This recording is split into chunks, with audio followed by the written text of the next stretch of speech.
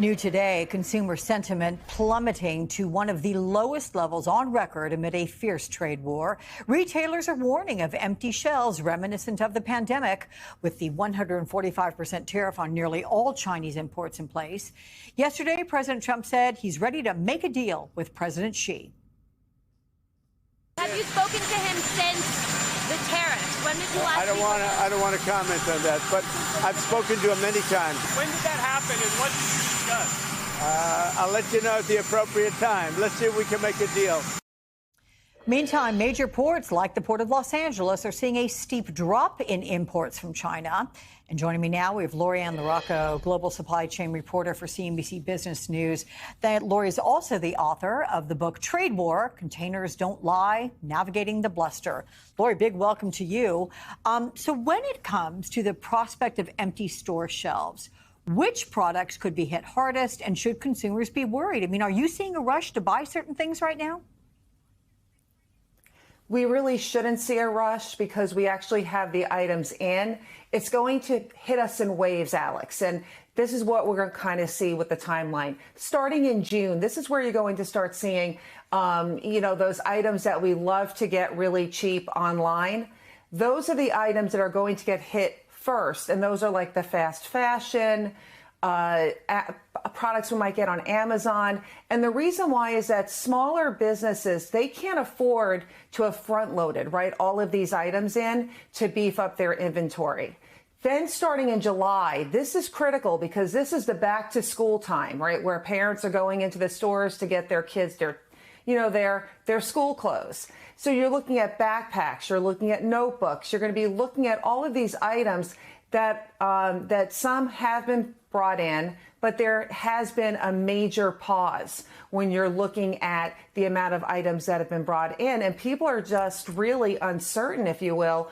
Is it going to consumer going to buy? We have seen the pullback on a multitude of different economic indicators in terms of that hesitancy, and without really any definitive acknowledgement of what's going on, we're going to see this pullback. And then in addition to the fast fashion and the school clothes, also electronics, because the connectivity, right, of the inventory of the supply chain. Yeah, I'm going to get to that in 1 second. But let me ask, because you're saying basically we have until June, that the supply is there as of now. Does that apply to the car industry? Because we reported people are rushing out to buy cars or renew leases or whatever they need to do.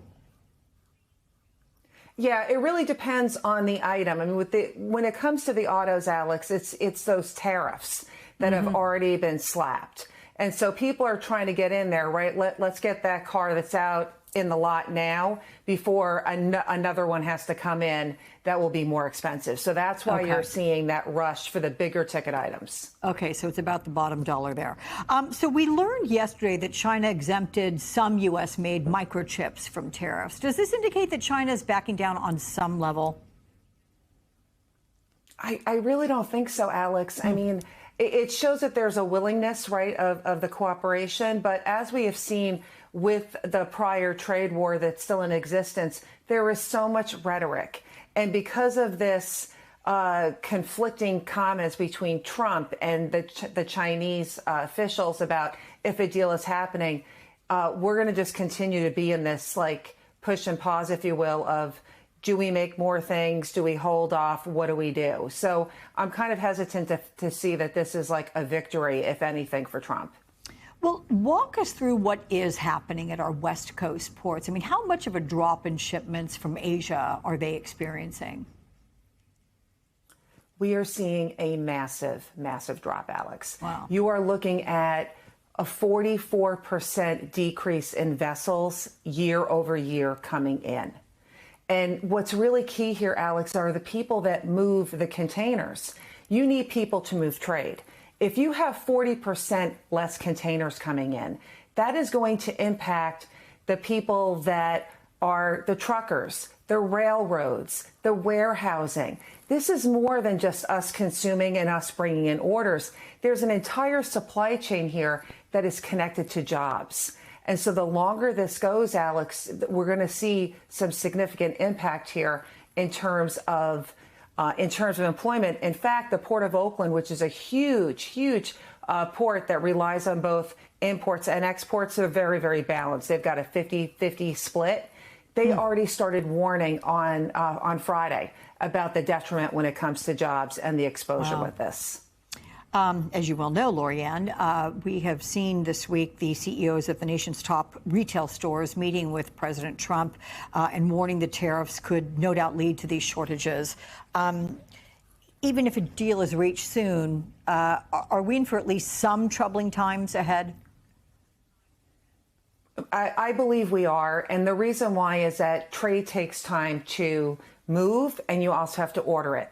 The fact that we've had a pause in all of these manufacturing plants. I have had sources tell me in China that there are factories that have literally shut down because they're not making any products for the United States. So if you think about it, remember with COVID, everything shut down and then everything ramped back up. And so what happens is once you hit that unpause button, it's going to be that rush to make the materials and then get the product on the vessels and back here, which causes congestion and raises freight prices.